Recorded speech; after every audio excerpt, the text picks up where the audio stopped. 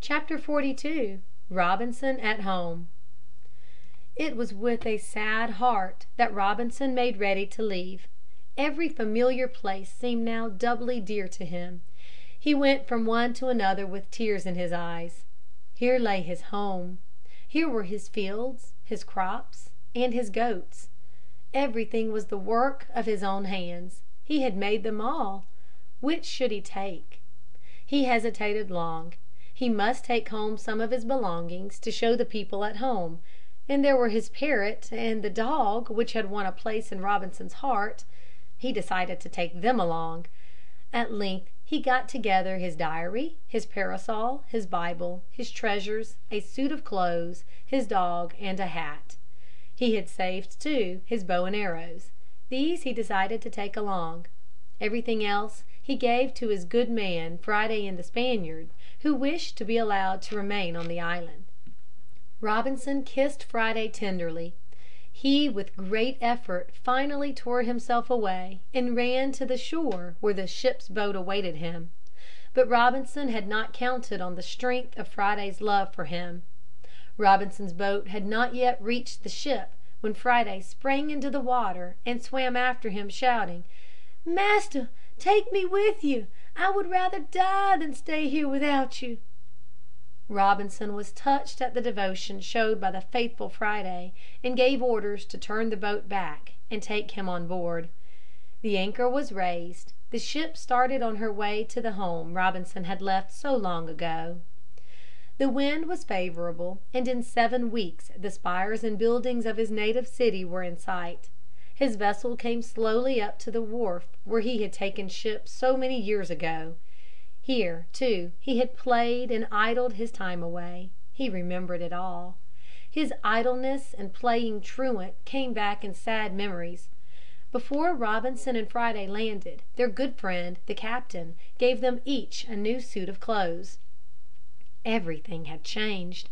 He scarcely knew the place. He was astonished and confused by the din, hurry, and bustle of a great city. Friday seemed dazed by it all, and clung to Robinson's side. The buildings were so tall, the street cars, the carriages were different. Everywhere there were iron machines, casting out smoke, puffing and running about on iron rails. Robinson had never seen these. Robinson, however, did not stop to admire. He pushed on to a certain street and house where lived his parents at the time of his departure. It was with difficulty that he found the place. It was now in the heart of the city. Upon inquiry he found, after much searching, that his father had removed his store and home to another part of the city. His mother had died of grief for her disobedient son. Robinson was sorely grieved at this. He had hoped to see her and tell her how sorry he was that he had caused her so much anxiety and sorrow. When he had found the place where his father lived, he stole quietly up to the house and opened the door. His father, now a gray-haired man, bent with age and sorrow, was sitting in his armchair reading. Robinson came forward, but his father did not recognize him. "Who are you?" he said. "I am Robinson, your long-lost son." He knelt by his father's side and asked for forgiveness for all the trouble he had caused. His father was overcome. He could not speak. He drew Robinson with feeble hands to his breast. "My son, I forgive you," he said. Robinson's boyhood friends heard of this strange return. They had thought him dead long ago.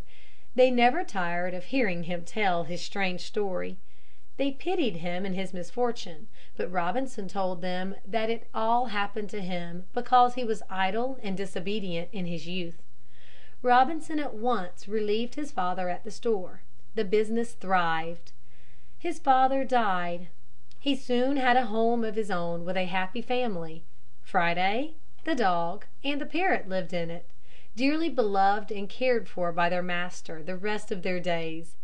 In the home there is a young Robinson who loves to hear his father read from his diary of the wonderful things that had happened to him on the island. Robinson tried many times to find the rightful owner of the gold and jewels, but never succeeded. At last he gave them to a school where boys with idle habits were taught to lead useful and industrious lives. Chapter 42. Robinson at Home.